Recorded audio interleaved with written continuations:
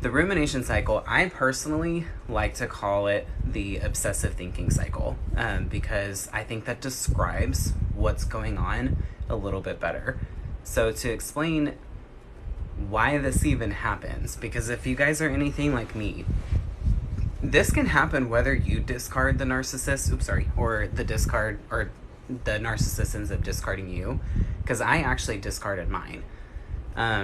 And it still happened to me. So I just kind of found myself in this position where I was like, it felt like an addiction. Like I was constantly thinking about what they were doing, who they were with. I was replaying the relationship over and over in my head. I was trying to put pieces together and make things make sense. Like to the point where it was like, I felt like I couldn't stop. I was even doing this thing where like, I had them blocked on my social media, and I like could not resist the urge to unblock them and to look and just to see what they were doing. I learned the hard way that like if you unblock on Facebook, you have to wait like 48 hours before you can block them again.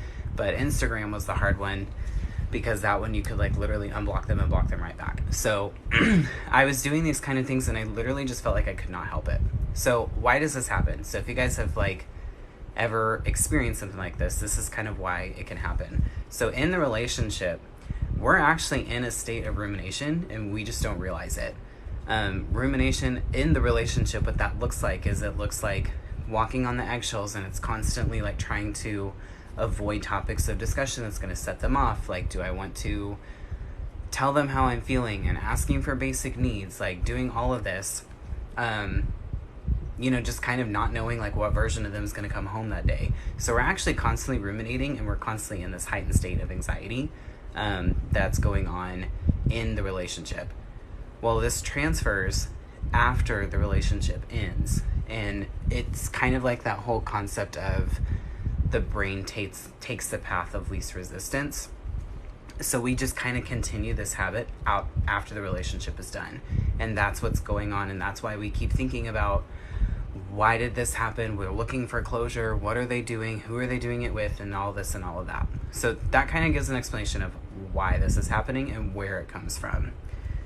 I kind of believe that there is a portion of the rumination cycle that is healthy, because I think it is important that we're able to look back on the relationship without these rose-colored glasses, without this like cognitive dissonance thing where we don't really know what the reality is, and we kind of remove this like facade that we even have over them and over the relationship, so we can see it for exactly what it is. So again, I do believe that a portion of it is healthy, because it does help us to make sense of some of this insensible things that have happened to us. The danger with the rumination cycle is it can become very addictive, and you can get stuck in it. Because at some point in time, you're going to run across answer or questions, and you're going to run across situations that you just can't get the answer to. And if you remember back when we were in elementary school and we were learning like algebra or geometry or anything like that, and we're working through a problem, and we get to a part of the problem that we can't find the answer, what did we usually say to our teacher? We usually raised our hand and said, "Teacher, I'm stuck. I need help." Because that's what it feels like. We're literally stuck in the same spot. And that can be what happens in the rumination cycle. So if you find yourself where you're asking like the same question over and over again, or you're replaying the same portions of the relationship over and over again, and that's the part that you're like obsessing over, this might be an indicator that you're in the portion of rumination that's not necessarily healthy. And now we're getting to the point where we're like dwelling.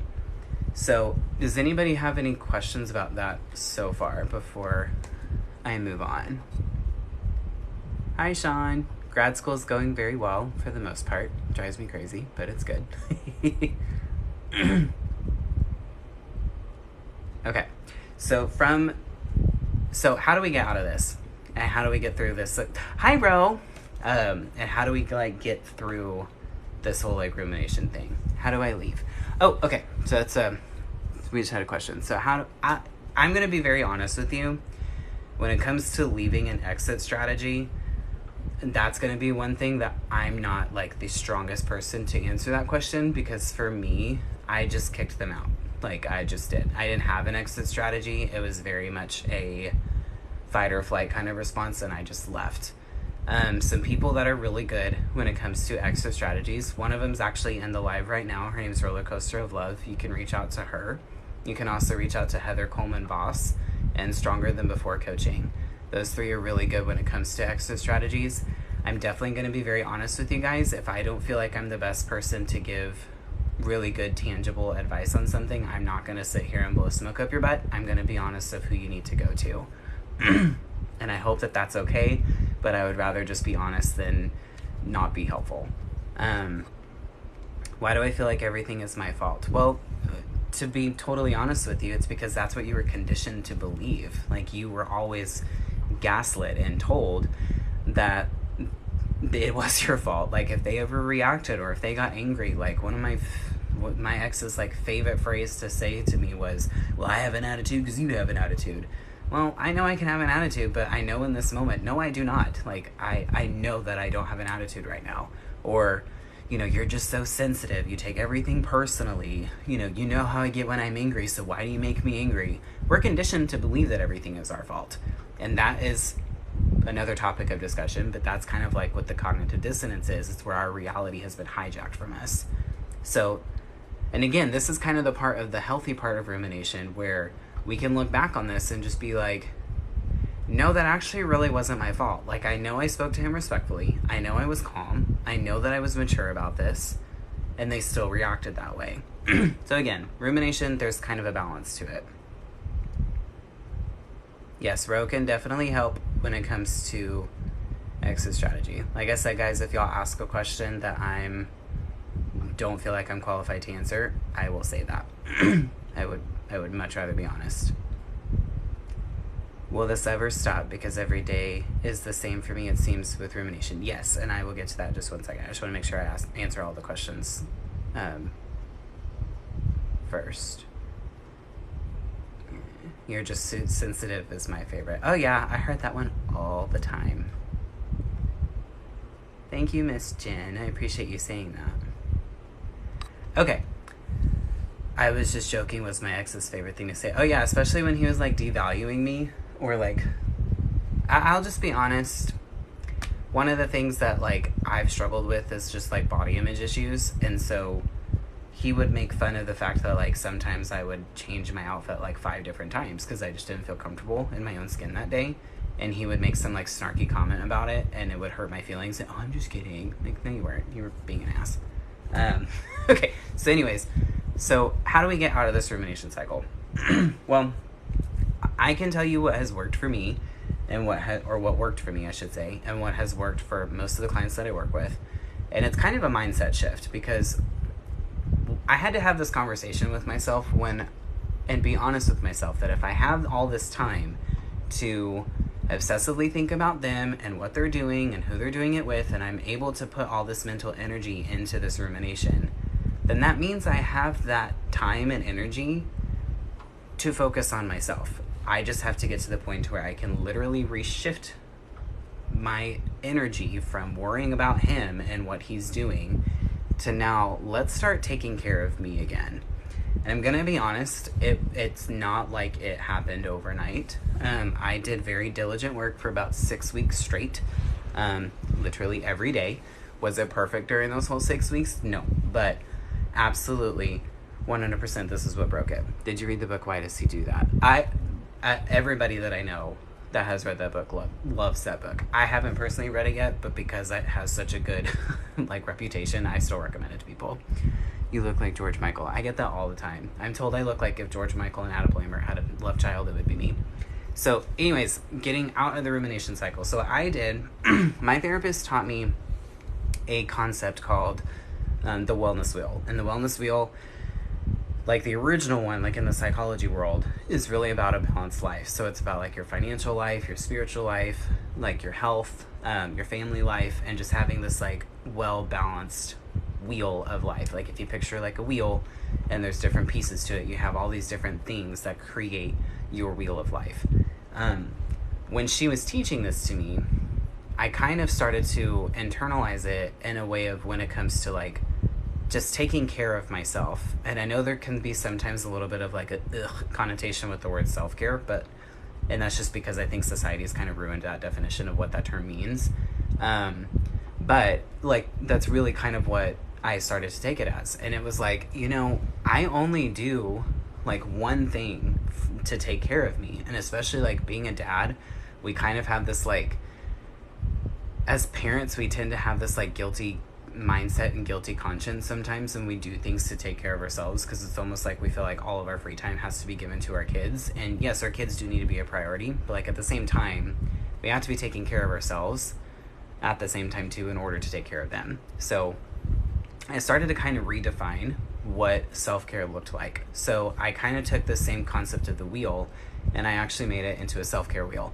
And so I had different categories in it. There was like physical health, there was mental health, there was my spiritual life, quality time with my friends, quality time with my family. And then at the time I was single, so I had dating in the category. Now that I'm engaged, it's date nights. But I had these different categories of self-care. And what I would do is every single day, at the end of my day, I would evaluate my day. And I would just pull out, I had a spreadsheet. And so I literally made it on Microsoft Excel. And I had the days of the week and then the different categories that I just named. And I would just fill in, did I do anything in any of these categories today to take care of me? I never expected myself to have all of them filled out. That's an unrealistic expectation for every single day. But I would just give myself credit for anything that I did that took care of me that day. So if I had dishes that had been sitting in the sink for a week, I would write that down. If I did my nighttime skincare routine, I would write that down. If I worked out that day, I would write that down. If I went on, like, if I did like some intentional quality time with my kids, like playing a board game with them or something like that, I would write that down. I wrote down anything that I felt like gave, like, if you've ever heard that phrase, like, fill your cup, I wrote down anything that I felt like filled my cup that day. And then at the end of the week, I just looked at my week as a whole and saw, okay, did I hit every category this week? Did I at least do something in these categories every single week? And if I did miss any of those categories, then I didn't meet myself with judgment at all. It was just like, okay, so next week I didn't spend any time with my friends, or I didn't have any quality time with my family. So next week, like, that's my goal. Just sometime next week, I'm going to do something with my friends. Well, when I started this practice, COVID also started. So social distancing was a thing, and we were quarantined. So I also learned through this practice, like, just having a FaceTime date with some of my best friends, that counted as quality time for me. So you learned, like, I learned different things about myself, and I learned different tactics that worked. And I was also able to figure out, like, what forms of self-care were more efficient for me. So, like, I realized working out, I can't go more than like 2 days without working out, and I start to feel like I'm less confident. I start feeling gross. I start feeling sluggish. But I can go probably like a month or so without having quality time with friends. So again, and after I sorry, I'm kind of scatterbrained. After I evaluated each day, then I would sit down and I would journal. And I know some people don't like journaling because it feels like homework or whatever, but I really would. I would just kind of sit down. What did I struggle with emotionally today? What went well today? What do I want to go better tomorrow? And I would literally just sit there and just do what I call a brain dump, where I would just dump everything out of my brain so I didn't carry it into the next day. And essentially what I was teaching myself is I was recreating habits of channeling that energy of, instead of thinking about this person and this relationship and obsessing over answers that I know I'm never going to get, trying to make logic to an illogical situation, I just was transferring it to, like, you know what, I'm going to take care of me.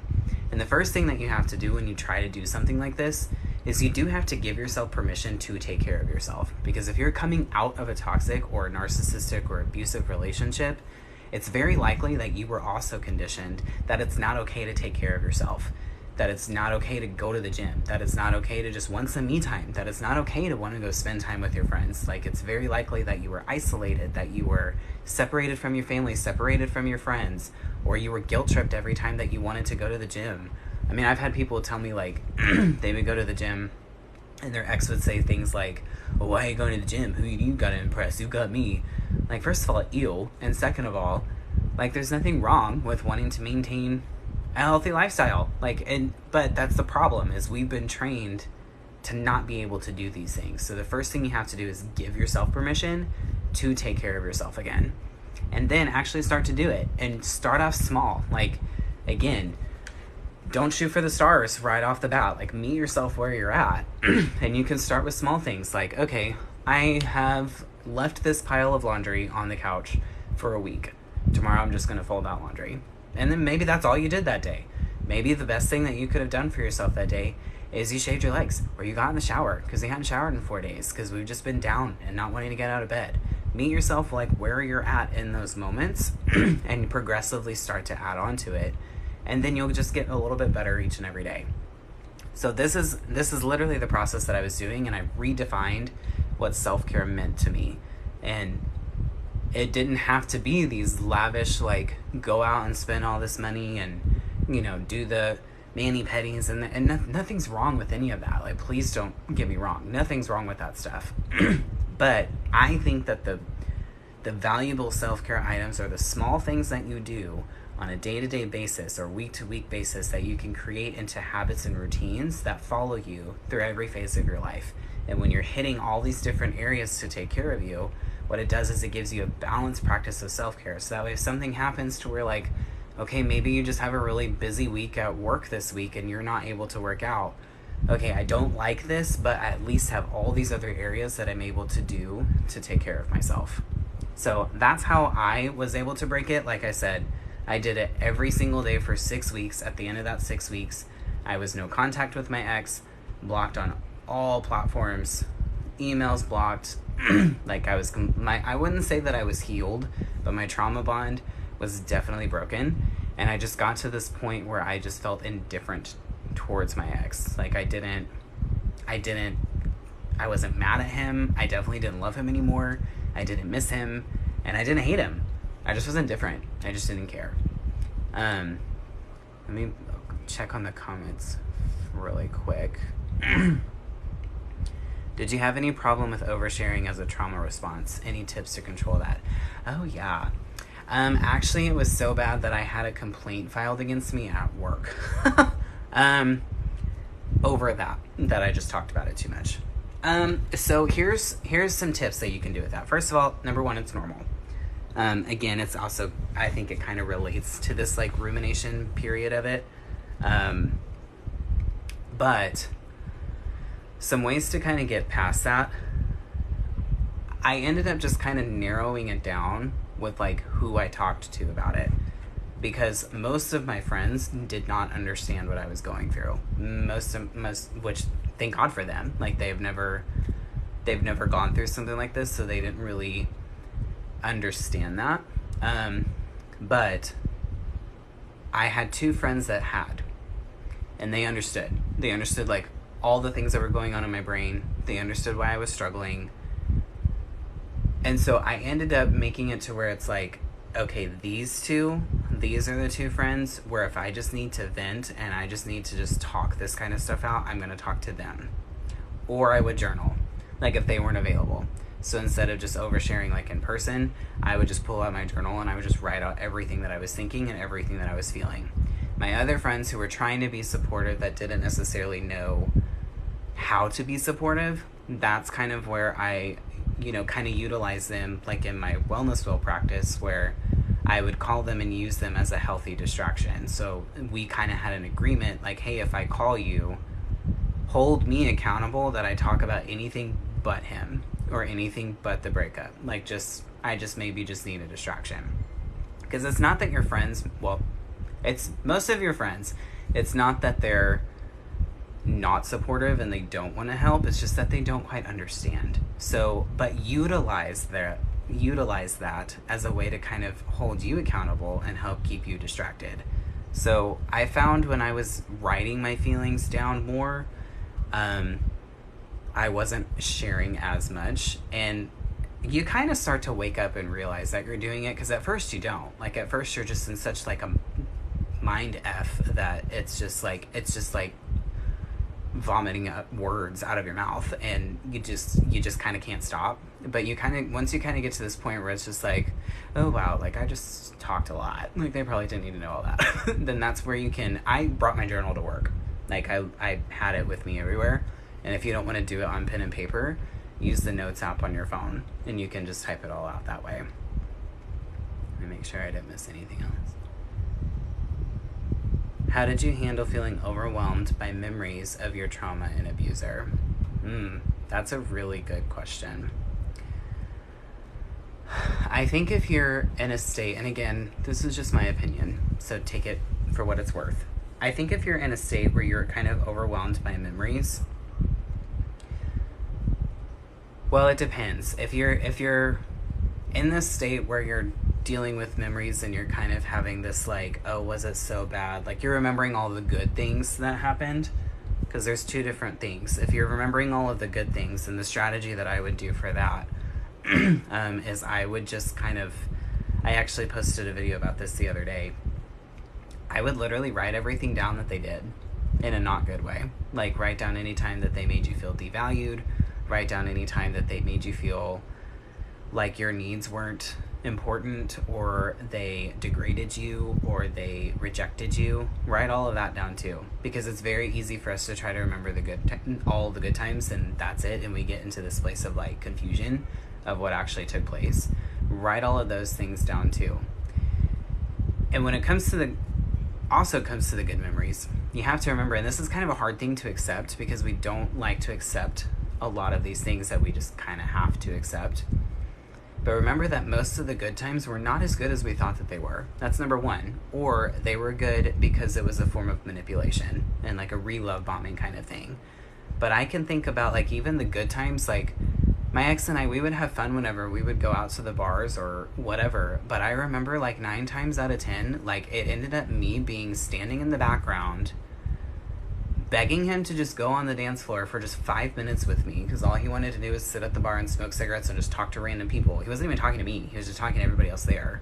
And half the time it was just me standing in the background, just watching him socializing and watching everybody else on the dance floor. Like, but at the time, like I thought we were having fun. And it's like, there's really nothing fun about that. You know, so it's either a situation like that, or they're covering up something that they're doing behind your back, or they just had a rage episode and so they're trying to win you back. Like even the good times that were there, they were there for a reason.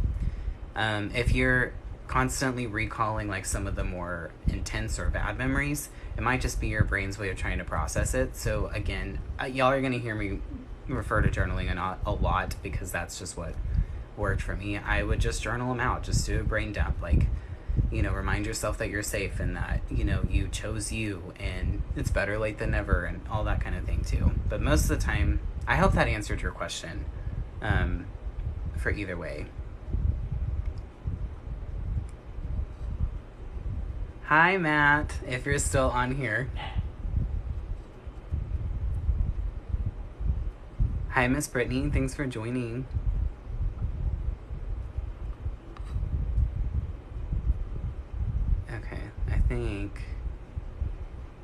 I think I got all the comments. Oh, I did not know this. I could swipe left and see the comments so much bigger. Oh my gosh. Okay, I think I got all of those. So does anybody have any other questions in regards to like the rumination, how I broke it? Do I need to elaborate on anything? Hi, Miss Jen.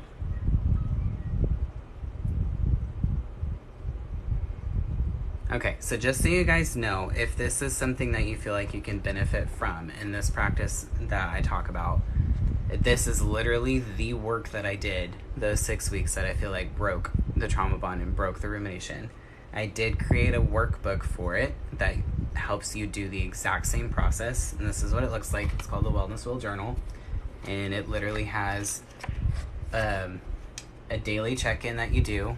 These top squares is where you put like your categories. So this is where you put like your physical health, mental health, spiritual health, all of that. And then you just write in the areas that you did in those categories. And then at the end of the week, there is I can't do this upside down. At the end of the week, there is a weekly check-in where you just ask questions about the week as a whole. So I actually did create this.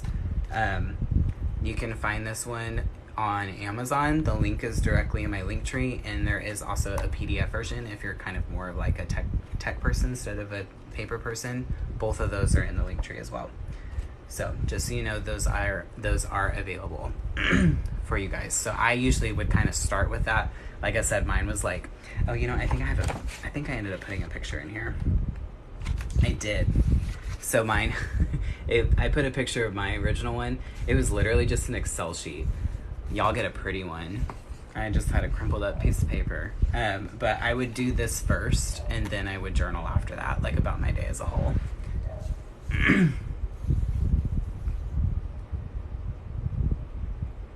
And just remember, if you guys are struggling with this rumination cycle, it doesn't really matter how long you've been in it. If you're just struggling with it in general, just give yourself some grace in the fact that this is a very normal process, and it is a very normal cycle that happens after leaving a relationship like this. And it was the hardest cycle for me to break.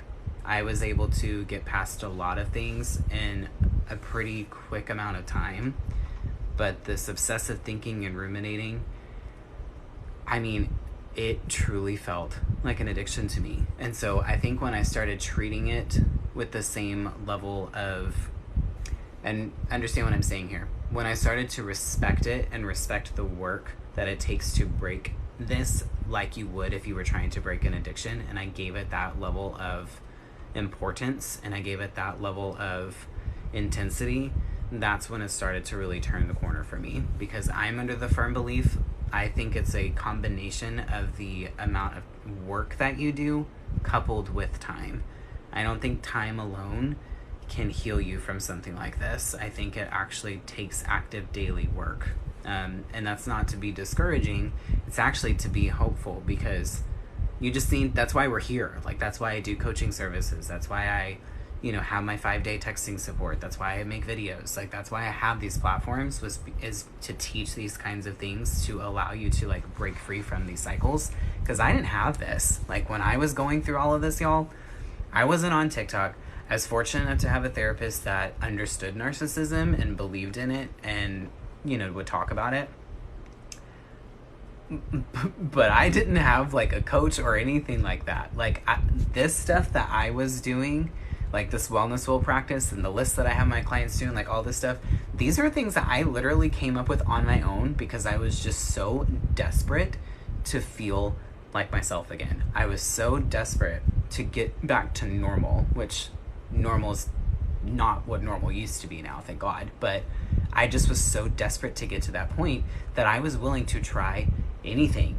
And that's how this ended up happening, and that's why I teach it now, because again, I didn't have this, and so anytime that I'm able to impact and teach this, it's worth it.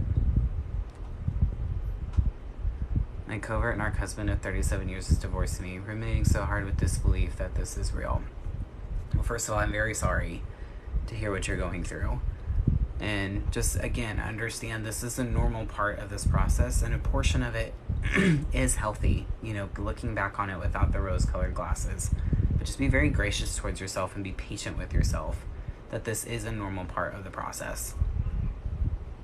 I just want my life back, my drive for life back. I want it all back. He's taken so much from me. And that's the thing. Like, when it came to this, like, I don't know. Maybe I was just petty enough that I was just like, you know what? He's taken enough from me. I'm not going to let him continue to live rent-free in my mind like this, because I felt the exact same way as you. Like, I was a freaking hot mess express. Like, I was avoiding my feelings. I was keeping myself very distracted. I was exhausted. I was never home. The only time that I was home was if I had my children. They were they were literally the reason that I kept going at all. Like, at all. It was them. But if they weren't there, I literally got to the point where I was just burned out with life. And I was so desperate to just reclaim my life for myself that I even saged my house. Like, girl, I tried everything. So I understand exactly what you're saying. How long for you to recover and heal? So this question's hard to answer. Here's why. I think it took me 6 weeks, like I mentioned earlier. It took me 6 weeks to break the trauma bond. Did that mean that I was healed? No. And it was the 6 weeks of this that I was talking about, the wellness soul practice. That's what broke the actual trauma bond. That's what allowed me to have the strength to go no contact, because at that point I was still in contact with him, thinking that being friends was a good idea. But when it comes to answering how long did it take to heal, I don't really know if we can answer that question because healing it comes in stages and it's linear and you have different phases to your healing. So what I mean by that is I was able to get to the point where I felt indifferent, and that was kind of like a graduation level of healing. Well, then I was able to kind of start dating again. That was kind of another graduation level of healing.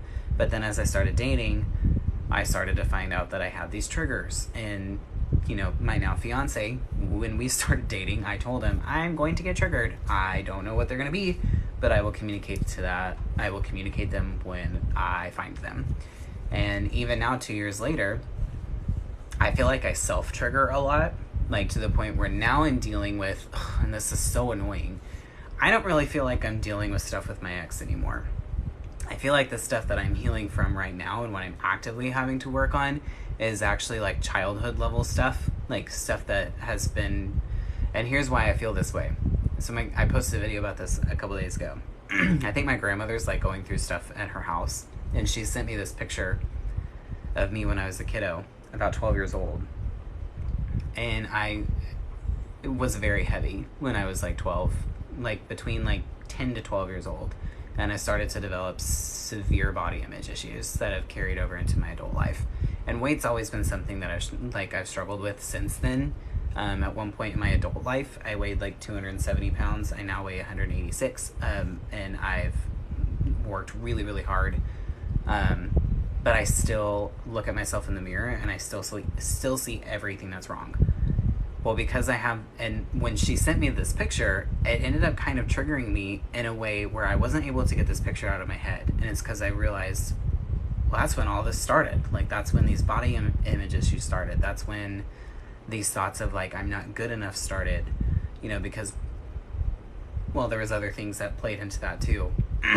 And so I start to have these fears of like, well, I'm not good enough, so why is my fiance gonna stick around? Like, I'm not good enough, I'm not attractive enough, so he's gonna cheat on me eventually. Like, I literally will convince myself, and I will end up triggering myself. He hasn't done anything to create that trigger response. Like, I'm now doing it to myself because of things that I need to work on from my own insecurities. And at least I'm able to recognize that so I don't do something stupid like self-sabotage the relationship. So that's why I say, like, it's hard to answer how long does it take to heal, because and understand what I'm about to say. What therapy helped me realize was that there was things that happened in my childhood and in my adult life that allowed me to accept this kind of behavior from an individual and think that it's okay. Well, the first step before I can even get all the way back there was I had to heal from the actual abuse of the relationship. Once I was able to unpack that and go through that level of trauma and deal all of those things, it's now created space for these other things that have happened during my life that led up to me even getting in that relationship in the first place. So healing really is linear. I don't think we've ever fully arrived to healing, because I think there's just different phases to it. It was a really long-winded answer. I got on a rabbit hole, so I'm sorry about that. It's been 2 months when I walked away, but still hurting and cry. Is this normal? Oh yeah, like 100%. 2 months is still very, very early after something like this. And the thing you have to remember is we all went through different levels of trauma. We all had different experiences. We all respond differently to trauma. I didn't get to this part, like this stuff, where I was able to kind of break through it. That wasn't until about 4 months after the breakup. Like, I was a hot mess express for the first, 3.5 months. So, yeah, you're still, in the very beginning phases. Still healing and not really sure when to start dating again. So let me just say this to all my sisters and my misters. Do not let anybody convince you or try to convince you to start dating until you are ready. And that's a fact. Because you will know when you are ready, and you'll also know when you're not. And if you try to force yourself to do it, before you're ready, you're going to end up in a whole heap of mess. Like, for yourself, for the person that's involved in that situation. Like, don't start bleeding on people that didn't cut you, because that's exactly what has already happened to you. But you'll have people say that, like, oh, the best way to, oh my God, I remember this one woman said that to me. Oh, the best way to, I probably shouldn't say this on live. Essentially what she said was the best way to get over a man is to start dating another man. And I just was like, no. Like, I literally, no. Like, I can't. I'm not even there. But you'll have people that say this to you and think they're giving you solid, good advice. They're not. They're not. So just listen to yourself. You'll know when you're ready.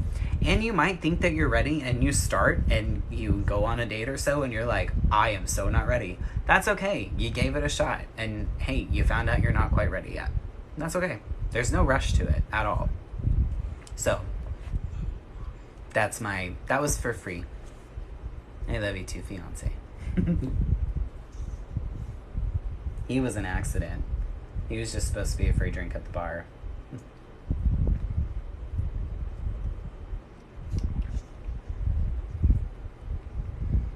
Okay, guys, so speaking of fiance, I told him I'd be off by 9. So I have like 15 more minutes. If you guys have any other questions, if you have any other comments. Oh, I got a crown. Thanks, Brooklyn. I've never gotten that before. I don't even know what that does. That's exciting. I'm very easily entertained. Can y'all tell? So any other questions that you guys have? Y'all have questions about... before I forget, I'll just do like some quick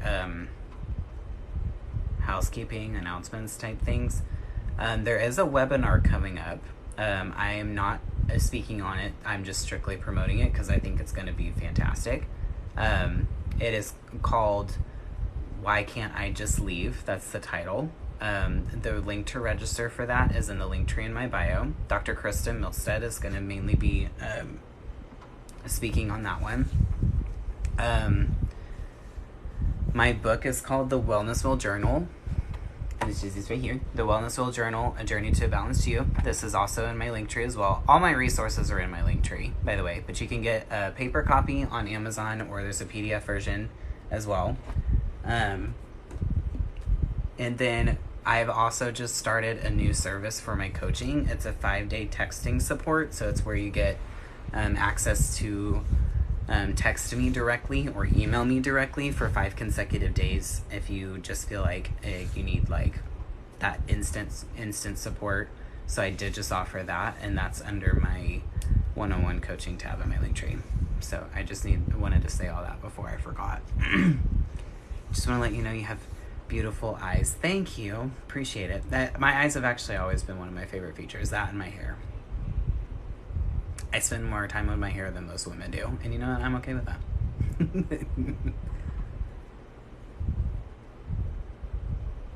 Is there hope for redemption after narc abuse? I feel like I've lost the love of my life. Let me, like redemption with them or just redemption in general?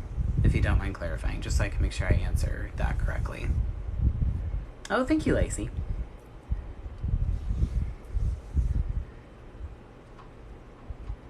If it comes to like in general, then yes. Okay. Yes, there is. When it comes to like redemption, what you have to do is you have to reclaim your life. Like one of my favorite quotes, and I never say it exactly correct, but if y'all have probably heard it, J.K. Rowling said, "Rock bottom became the solid foundation in which I rebuilt my life." And that's truly, truly what this is. You are rebuilding and reclaiming your life. So if there are things that you used to enjoy that you can't right now because of negative connotations to your ex, start to reclaim those activities. I'm going to give an example of what I mean. So I a lot of the people that I coach, they they used to love cooking, and they don't anymore because every time they cooked, they were criticized over it, or it wasn't good enough, or, they didn't do it fast enough, whatever. There's just always some kind of argument or something that happened for cooking, and now they just don't even want to do it because they relive that in their brain. So a suggestion that I've made is again, take it small. Like, don't try to meal plan for like the whole week, but maybe like one day this week, get up on Pinterest, look up a new recipe that you've never tried before, and just make that recipe for just you, or if you've got kiddos, make it for you and your kids. And that's a way that you can reclaim that activity for yourself, because you're creating new associations with that activity. So, and that's what this is, and that is literally what you're redeeming. You're redeeming and reclaiming your life. So it is possible, but again, like I said earlier, it doesn't just happen with time by itself. It happens with time and disciplined work. I think therapy and coaching work very well together, because therapy, like I've said, it helps answer that question of how did I get here? And coaching is more about the day-to-day things to move forward, working with somebody that's actually walked through this before. That's why we do coaching. But that's literally my favorite quote from J.K. One of my favorite quotes in period, but at least